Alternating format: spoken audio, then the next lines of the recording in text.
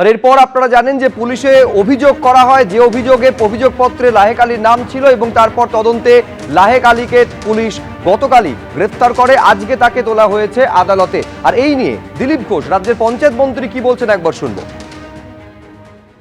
সূর্যপুরে যে ঘটনা ঘটেছে দুর্ভাগ্যজনক, এবং সরকার এবং পুলিশ তার যোগ্য ব্যবস্থা নিচ্ছে, কিন্তু এই সুযোগটাকে কাজে লাগে যারা বিশৃঙ্খলা তৈরি করেছে, সম্পত্তি নষ্ট করেছে, অসামাজিক শক্তিকে কাজে লাগিয়েছে, তারাও সমান অপরাধী।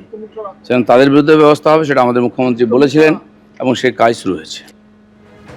গণপিটুনিতে একজনের মৃত্যুর ঘটনা ঘটলো, তারপর পুলিশ একটি এফআইআর রুজু করলো অভিযোগের প্রেক্ষিতে, যেখানে সুজন চক্রবর্তী, লাহেক আলী সহ 4 জনের নাম ছিল। গণপিটুনি, অপরাধমূলক ষড়যন্ত্র, বিভিন্ন গোষ্ঠীর মধ্যে বিভেদ ছড়ানো, ধর্মীয় অনুভূতিতে আঘাত, সরকারি কর্মচারীকে কাজে বাধা, মারধর সহ বিএনএস-এর মোট 20টি ধারায় মামলা রুজু করা হয়। সরকারি সম্পত্তি ভাঙচুর, prevention of damage to public property অর্থাৎ পিডিপিপি অ্যাক্টের 3টি ধারা এবং রেলওয়ে অ্যাক্টের 4টি ধারায় মামলা রুজু করা হয়।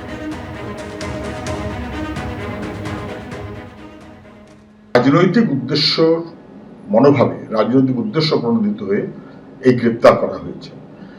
লিঞ্চিং বা কিছু একটা, সেই ঘটনা যখন ঘটেছে লাহেক আলী তার চেয়ে পরে ওখানে পৌঁছেছে, তদন্ত করলেই বোঝা যাবে। ফাঁসাতে হবে, ভয় দেখাতে হবে, তার মতন করে এসব কাজ করা হয়েছে।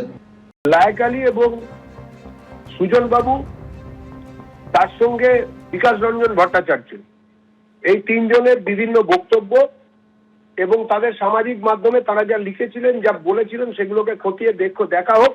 এই আন্দোলনকে তারা রূপ দিয়েছিল রেল ধ্বংসের দিকে।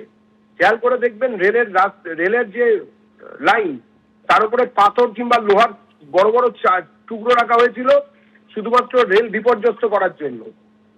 এইরকম একটা পরিস্থিতিতে দাঁড়িয়ে যে কথা মাননীয় মুখ্যমন্ত্রী শ্রী শুভেন্দু অধিকারী বলেছেন এবং সেই অনুযায়ী ব্যবস্থা হয়েছে, বাকি আদালত বলবেন। এবিপি আনন্দ, এগিয়ে থাকে, এগিয়ে রাখে।